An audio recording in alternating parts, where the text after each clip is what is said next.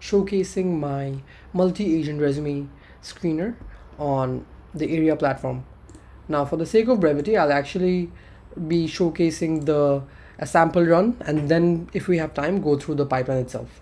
Now, the example that you're seeing here is actually my resume and checking it for the developer relations manager role at NVIDIA.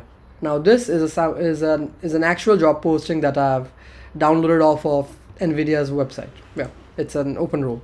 Now, what this pipeline starts off with this. So this misnomer of a name, this is not the final agent. This is checking whether I've actually uploaded a file and whether this position exists in my graph database, right? Because you want to know, because if you are doing a run, you want it to be with roles that actually exist, right? So that's just making sure the pipeline is it's not wasting too many credits.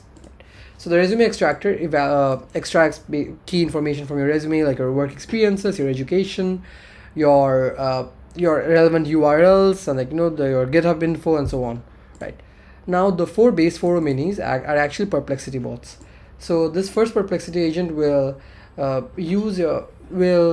find out whether, based on your educational history background, whether the institution is reputed, whether the courses that you have done are relevant to the role, and so on.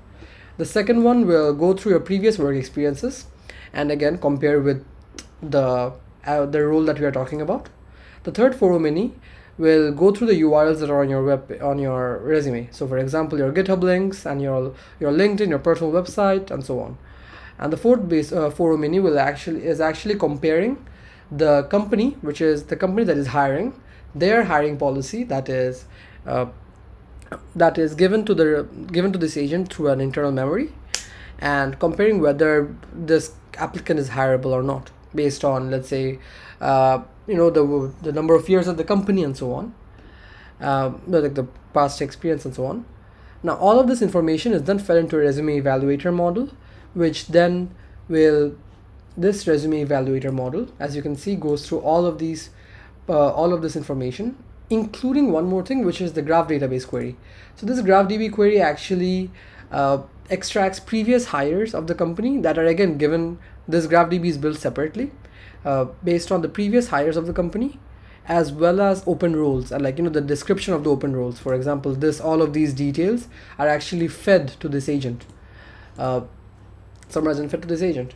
Now this then goes into all of this information, then goes to the evaluator model, which will evaluate it based on multiple criteria such as the skills and specialties, work experience, and so on, and will give a final score out of 10. This evaluation is then fed into 3 different personas, which is the CEO, the CTO, and the HR model. So all 3 look at different perspectives. So the CEO will look at strategic thinking and overall business acumen. The CTO will pay close attention to proficiencies and like skills and experiences, and the HR model will look for soft skills and culture fits. All of this is then fed into a final decision model, which will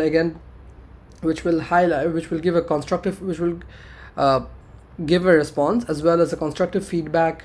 As you can see, constructive feedback for the given role. The final model then lays out the person's strengths and then possible areas of improvement with respect to the role that I've been applying for, and will then give a summary recommendation. And it is a really nice recommendation, a really nice way to put me down in this case, which is like, yeah, you are not qualified for this 10-year plus role, which makes sense again. So as you can see, it isn't just as we are usually worried about like AI being either too harsh or too soft. This is a very balanced outlook on whether whether I'm a good fit or not.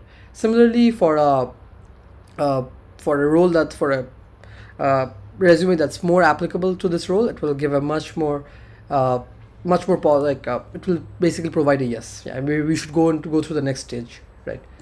Now, how this entire model goes through is I'll quickly go through what I didn't talk about. So it actually we actually check with this graph database. We query graph database for information, and we check perplexity. We use perplexity with base 4 mini to find information, right? Now, as for the building knowledge graph itself, we actually use another pipeline for this. So In this case, you can actually input a resume, and then so like I've actually submitted a resume here, and it gets the details and builds the graph DB, right? So this is a sample resume of David Kim, and so on. And this person is is a highly skilled software engineer, full stack engineer, and so on, right? And this is one, and the other one is actually to check for this. Not only builds open roles, so not only does this build open roles, it actually queries the graph DB for this. For example, I fit in an old role here before, and so now I just want to know how many open roles we have. So as you can see, upon running the graph query, it will actually tell me that it has one open row, and that's the role that we just ran the model for, right?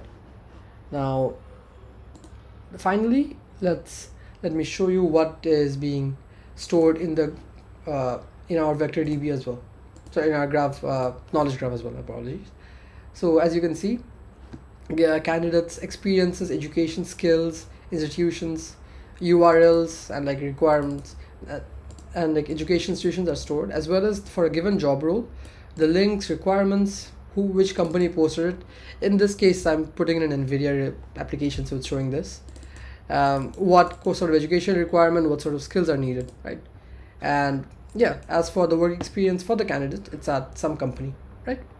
So it's building up a graph DB, and on that, there's one more small agent that basically builds up our company hiring policy, which is again a very simple model here.